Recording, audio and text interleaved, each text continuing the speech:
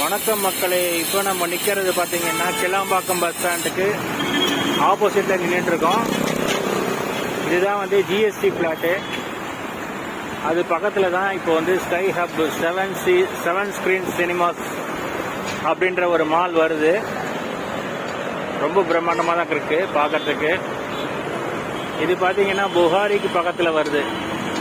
கரெக்டாக கிளாம்பாக்கம் பஸ் ஸ்டாண்டுக்கு ஆப்போசிட்டில் இருக்குது.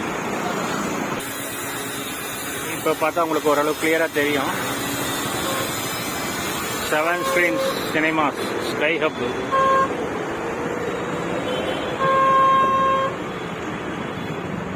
நல்லா ஸ்பேஷியஸாக தான் இருக்குது. மொத்தம் 7 ஸ்க்ரீன்ஸ் இருக்குது போல். இப்போ தான் ஒர்க் நடந்துகிட்ருக்கு.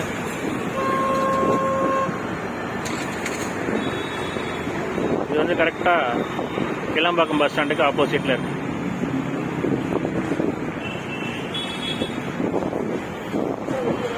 இது நல்ல ஒரு என்டர்டெயின்மெண்ட் ஸ்பாட்டாக இருக்கும். இது வந்து கிளாம்பாக்கம் ரயில்வே ஸ்டேஷனுக்கு அங்கேருந்து ஸ்கைவாக் வழியாக இப்படி வந்து அப்படியே வந்து கிளாம்பாக்கம் பஸ் ஸ்டாண்டை கனெக்ட் பண்ணக்கூடிய இடம்.